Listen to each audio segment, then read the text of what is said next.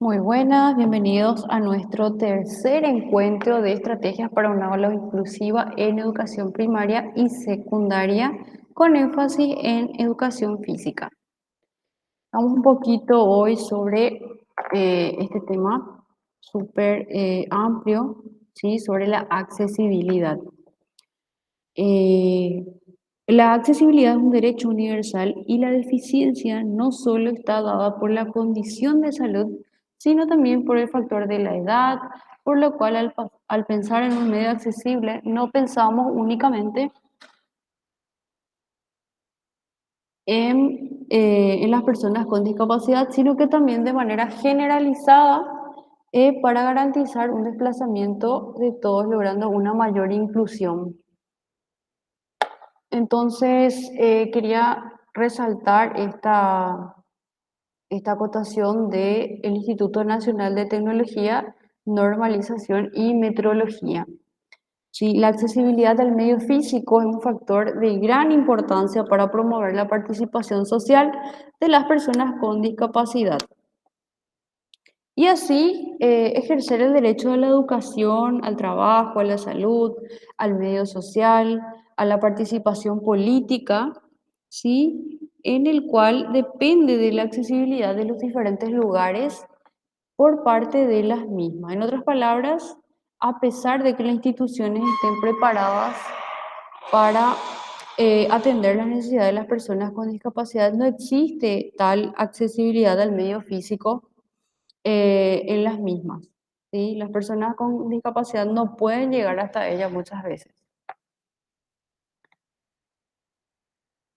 Entonces, ¿qué es la accesibilidad? Es esa característica del urbanismo, la edificación, los medios de transporte, los sistemas de comunicación, el mobiliario y todo aquello que nos rodea y que permite a cualquier persona, sea cual sea su capacidad o discapacidad, eh, su máxima autonomía personal. Entonces, una mejora en la calidad de vida para todos. Realmente en Paraguay se tiene la gran ventaja de contar con la Secretaría Nacional por los Derechos Humanos de las Personas con Discapacidad, SENADI, cuya función es la de formular, impulsar, vigilar el cumplimiento de las políticas nacionales relacionadas al tema de la discapacidad con la ley de accesibilidad, así como las normas paraguayas para asegurar la accesibilidad al medio físico en los lugares de uso público. El desafío actual realmente es cómo se podrá realizar la verdadera accesibilidad asegurando la implementación efectiva y precisa de la ley y de las normas. Así también como involucrando a los usuarios en general y a las personas con discapacidad en particular. Este material al cual me gusta mucho acudir es un material de autoría paraguaya, les recomiendo muchísimo, el material es de acceso libre, ¿sí? Entonces, es un manual de accesibilidad del Instituto. Aquí tengo el logo, voy a volver, es del Instituto Nacional de Tecnología, Normalización y Metrología.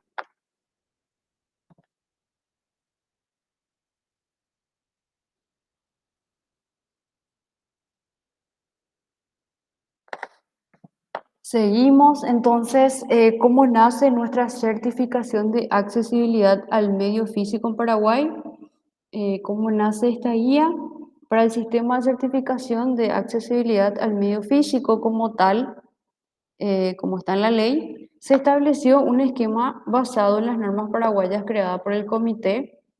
Este comité está conformado por el equipo técnico de accesibilidad entre el Instituto Nacional de Tecnología y Metrología, luego la Secretaría de la Discapacidad, en este caso la Municipalidad de Asunción, Itaipú, también está la Fundación Solidaridad y la Cooperación Internacional de Japón. Entonces, con esto nació nuestro sistema de accesibilidad al medio físico. Teniendo en cuenta que la discapacidad es el resultado de la interacción entre la deficiencia que representa una persona y los obstáculos que impiden su participación en la sociedad, es fundamental reconocer y profundizar cuáles son los parámetros a considerar cuando estamos hablando de los medios accesibles, cuáles son esas barreras que se deben remover a fin de garantizar el ejercicio pleno de los derechos de todas las personas, sin importar qué limitación manifiesten. Entonces, existen normativas que tenemos que tener en cuenta durante la construcción de un medio, ya sea nuestro consultorio, nuestra institución educativa, entonces para que este medio sea accesible para todos. Por lo que la finalidad de esta guía es básicamente regular las normativas de forma fácil, entendible y que sobre todo sea aplicable. Bueno, lo que busca entonces esta guía es facilitar la aplicación de las normas para contar con itinerarios accesibles para que de este modo todas las personas tengan una participación plena y efectiva. Veamos nuestro concepto de actividad al medio físico, ¿sí? Que obedece a la ley 4934 sancionada en el 2013. ¿Sí? Nos dice que son los requisitos que se deben cumplir los entornos, productos y servicios, así como las condiciones de no discriminación en normas, criterios, prácticas, con arreglo a los principios de la accesibilidad universal de diseño para todos, en los espacios de uso público por sobre todo. Luego tenemos un diseño universal, sobre todo en la Convención sobre los Derechos de las Personas con Discapacidad en el artículo 2, y también obedece a la ley 4934, ¿sí? De discapacidad, de accesibilidad al medio físico de las personas con discapacidad. Se entenderá el diseño de productos, entornos, programas y servicios que puedan utilizar todas las personas en la mayor medida posible sin necesidad de adaptación ni diseño especializado. El diseño universal no excluirá las ayudas técnicas para grupos particulares de personas con discapacidad cuando se necesiten. El siguiente son los ajustes razonables. También obedece a la Convención sobre los Derechos de las Personas con Discapacidad y a la Ley 4934. Se entenderán las modificaciones y adaptaciones necesarias y adecuadas que no impongan una carga desproporcionada o indebida cuando se requieran en un caso particular para garantizar a las personas con discapacidad el goce o ejercicio en igualdad de condiciones con las demás de todos los derechos humanos y libertades fundamentales. Entonces aquí vamos a ver a grandes rasgos el decálogo de la accesibilidad universal en las instalaciones deportivas, que es el área que nos interesa muchísimo. Tenemos el primero, que es el transporte escolar, ¿sí? Atendiendo las necesidades del alumnado, especialmente en el caso de aquellos con discapacidad. Luego tenemos los itinerarios y entradas accesibles, disponiendo un itinerario peatonal accesible que comunique la entrada principal del centro y el aula, con instalaciones deportivas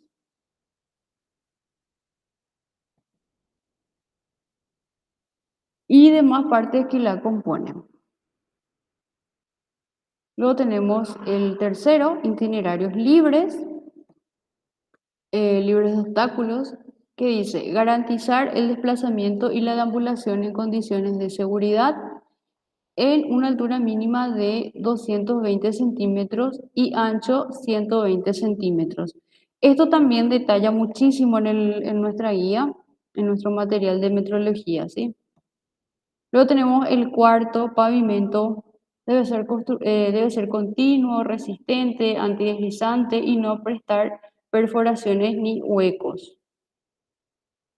Mobiliario adaptado, el quinto, adecuado el mobiliario y equipamiento a nivel deportivo para facilitar su utilización por parte de todo el alumnado, independientemente de sus características. El sexto dice servicios higiénicos y vestuarios accesibles. Al menos debe existir un aseo accesible por cada 10 unidades de fracción de inodoros instalados.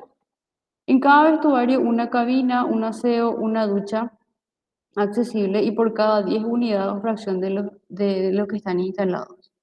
Luego tenemos el séptimo que nos habla sobre los mecanismos accesibles. Deben estar al alcance manual, visual, situándose a una altura entre 80 y 120 centímetros y facilitando su accionamiento mediante puño cerrado, codo, una mano o de modo automático.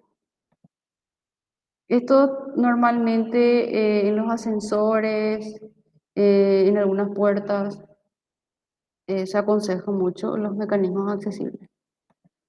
Luego tenemos el octavo, nos habla de la localización, señalización e identificación, señalizando con el símbolo internacional de accesibilidad y la forma visual, sonora, táctil, ¿sí? Todos los elementos y espacios accesibles, facilitando la localización a través de sistemas eh, de pavimentos, podotáctiles, contraste cromático, recursos táctiles.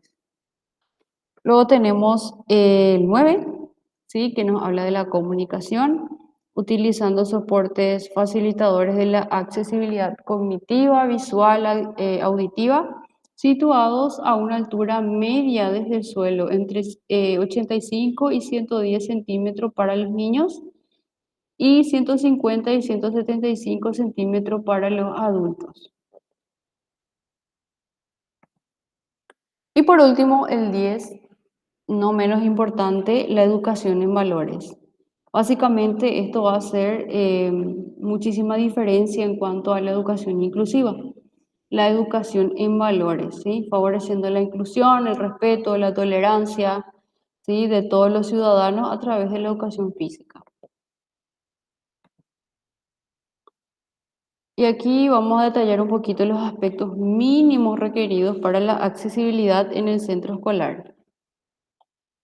Que el acceso sea equitativo a todos los espacios institucionales.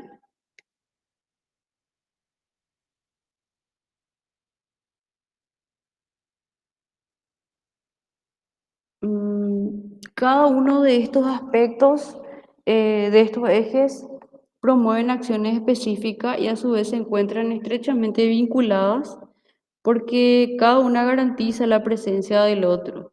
Vamos a ir viendo, eh, aquí tenemos la rampa, tenemos la medida de la mesa de trabajo, ¿sí? De modo que pueda tener acceso para silla de ruedas, en los parques también.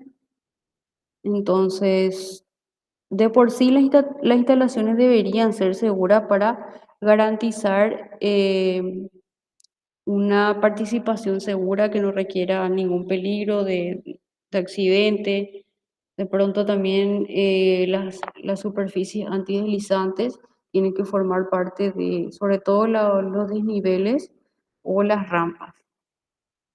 Entonces, como se propuso anteriormente, es deseable que la escuela realmente sea accesible para todos, es decir, tanto en los espacios físicos, institucionales, tiene que permitir la participación de la comunidad escolar.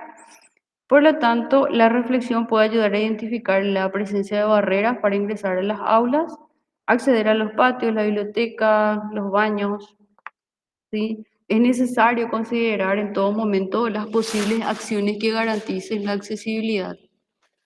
Los letreros, las barandas, los recursos tecnológicos. El siguiente, la seguridad en las instalaciones educativas.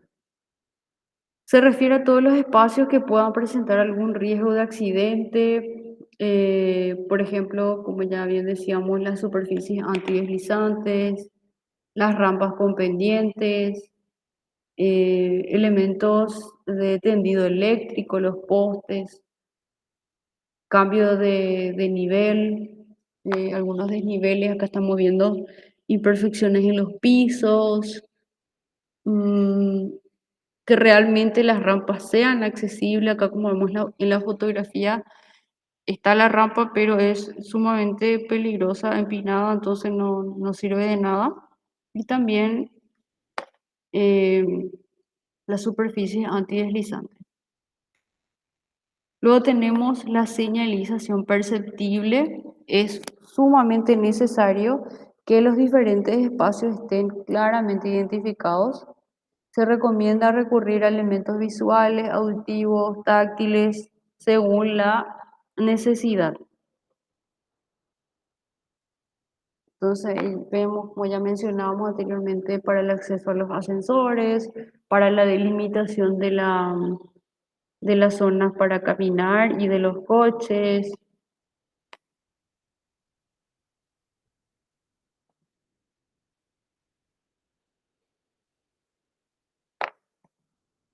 Bueno, acá vemos un poquito sobre sobre las características y consideraciones generales del alumnado. Tenemos, por ejemplo, la discapacidad intelectual. Nos dice que se caracteriza por presentar limitaciones significativas en el funcionamiento intelectual, ¿sí? El coeficiente intelectual y la conducta adaptativa, además de ser una discapacidad que debe diagnosticarse antes de los 18 años. A nivel del diagnóstico, nos dice que la discapacidad intelectual puede tener origen eh, en una amplia variedad de circunstancias médicas y ambientales. Algunos de los diagnósticos más comunes, como el síndrome de Down o el síndrome de Rett, son anomalías genéticas, trastornos hereditarios, X frágil, también la desnutrición durante el embarazo, infecciones, virus, eh, el desarrollo anómalo del cerebro. Diversas son las causas que nos podrían ocasionar este diagnóstico, ¿sí? ¿Por qué estamos viendo cada característica a nivel de las discapacidades? Porque nosotros realmente tenemos que conocer las particularidades de cada alumno, ¿sí? Para saber qué estrategias trazarnos, qué puedo hacer, qué no puedo hacer, qué le puede molestar, qué le puede irritar. Y entonces es sumamente importante que nos detengamos un poquito a conocer sobre cada diagnóstico y sobre cada pronóstico del alumnado. Entonces nos habla también sobre las limitaciones en el desempeño físico. Este colectivo es importante considerar tres esferas para poder trabajar de forma óptima en el desempeño físico. A nivel motor, las alteraciones de la mecánica corporal, desarrollo psicomotor, problemas de coordinación a nivel general, ¿sí? Sobre todo en la fuerza, resistencia, agilidad, equilibrio, velocidad. Entonces va a manifestar hipotonía, hiperlaxitud. Es muy importante considerar los problemas de inestabilidad, sobre todo de las vértebras, la primera vértebra, cervical 1 y cervical 2, en las personas con síndrome de Down. Tener muchísimo cuidado a la hora de, por ejemplo, en las prácticas de atletismo, ¿sí? En los deportes de contacto. A nivel de lo cognitivo, existe ciertas limitaciones en la capacidad de atención, de concentración, de memoria, dificultad en la asimilación y en la percepción de información, ¿sí? Especialmente en los conceptos abstractos. Tenemos que ser claros, concisos, ¿sí? Utilizar terminologías y conceptos eh, claros. También se presentan en ocasiones algunas dificultades en la resolución de problemas complejos, limitaciones en el lenguaje también. Y bueno, por último, en la esfera socioafectiva nos dice que la necesidad de supervisión y soporte es fundamental, la falta de iniciativa y autocontrol, problemas conductuales, problemas con la ansiedad, el estrés, em, limitadas habilidades para afrontar el fracaso, sobre todo por el autoconcepto. Entonces, veamos un poco las consideraciones para trabajar con este colectivo. A nivel de materiales, tenemos que considerar los colores llamativos, peso, tamaño, elementos facilitadores de la manipulación. Tenemos, tenemos que trabajar en grupos reducidos, ¿sí? Ir ajustando el número de estímulos, las características de los usuarios, estrategias de enseñanza. Tenemos que recurrir a veces a demostrar primeramente, explicando la actividad, a los pictogramas, eh, y como ya decíamos, un lenguaje sencillo y claro.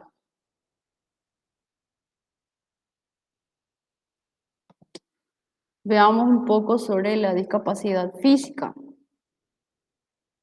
Recibe el nombre de discapacidad física aquel tipo de limitación generada por problemas en las funciones corporales, que son las funciones fisiológicas de los sistemas corporales, ¿sí? La estructura, los órganos, las extremidades, ¿sí? Que provocan una disminución o falta total de movimiento. A nivel diagnóstico, eh, se relaciona con problemas en las funciones corporales relacionadas a la función neuromuscular, al movimiento. Tenemos ahí la parálisis cerebral, daño cerebral adquirido, esclerosis múltiple, lesión medular, distrofias. Y bueno, tenemos entonces problemas en las estructuras corporales, también están las amputaciones, poliomielitis, estatura baja también, acortamiento de las extremidades.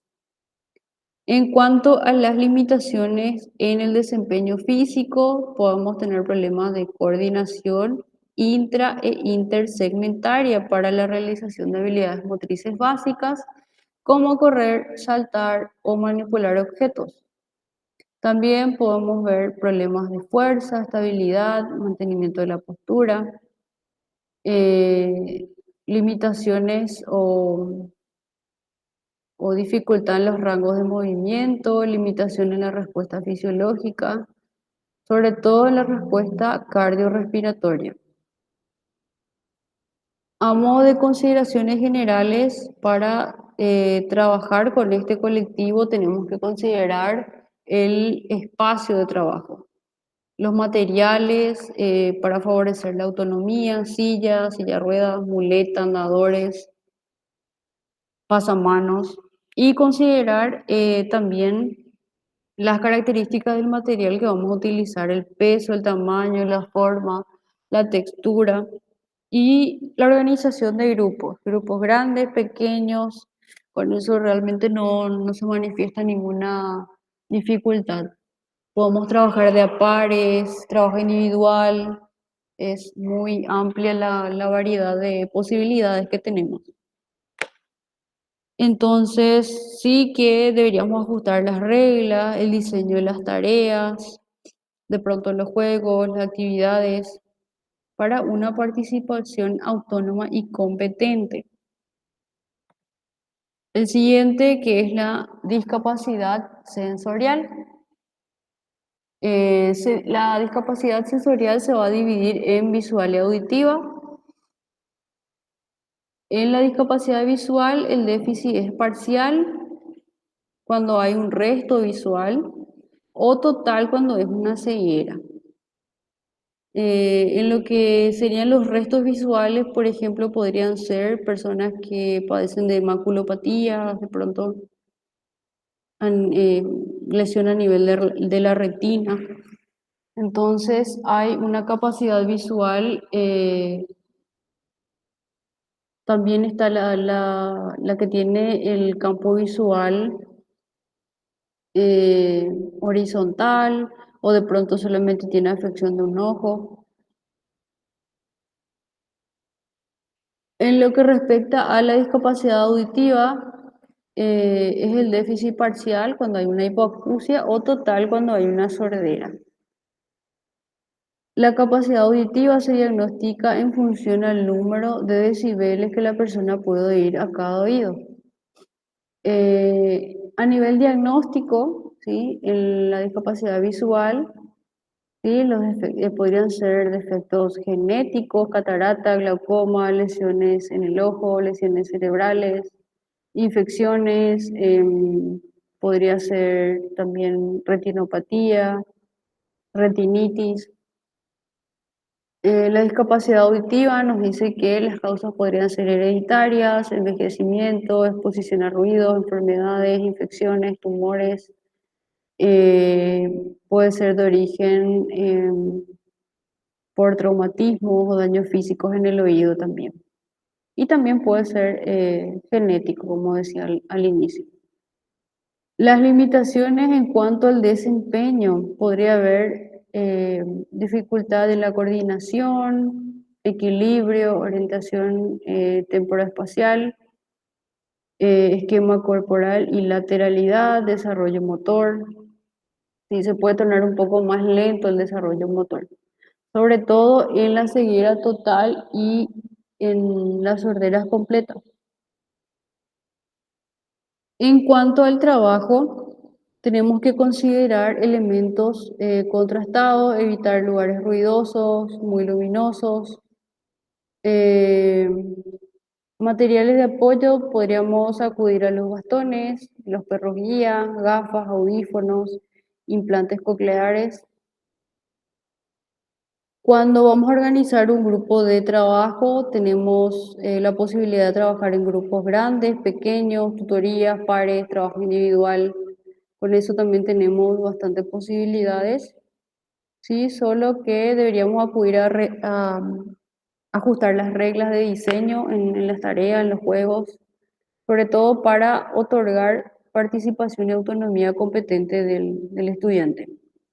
Y considerar apoyo durante las actividades, como decíamos, los guías, sombras protectoras, tutorías, pares. Luego tenemos la discapacidad psicosocial. La discapacidad psicosocial es hace referencia a la salud mental, ¿sí? La salud mental, una positiva salud mental hace referencia al completo bienestar físico, mental y social, por lo que las personas que tienen una discapacidad psicosocial son aquellas que reciben un diagnóstico de trastorno mental o han sufrido los efectos de factores sociales negativos como el estigma, la discriminación, la exclusión social. Entonces, a nivel diagnóstico tenemos los psicóticos, alimenticios, del ánimo, ansiedad, obsesivos compulsivos, estrés postraumático. Las limitaciones en el desempeño van desde presentar altas comorbilidades que pueden ser consideradas como síndrome metabólico, cardiovasculares, sobrepeso, dolor, numerosas barreras en cuanto a la actividad física y deporte, ¿sí? Considerar también los efectos de la medicación como somnolencia, alteración de la capacidad de comprensión, alteración de movimientos motores, rigidez muscular, temblores. Y como consideraciones generales para trabajar con este colectivo, nos dice que debemos recurrir al trabajo holístico, considerar la esfera motriz, cognitiva, psicológica. La seguridad es fundamental para la adherencia en los programas. Favorecer la práctica colaborativa con otros usuarios y el fomento de relaciones sociales positivas. Potenciar competencias psicológicas de control, autonomía y autoeficiencia. Experiencias positivas basadas en la sensación de éxito.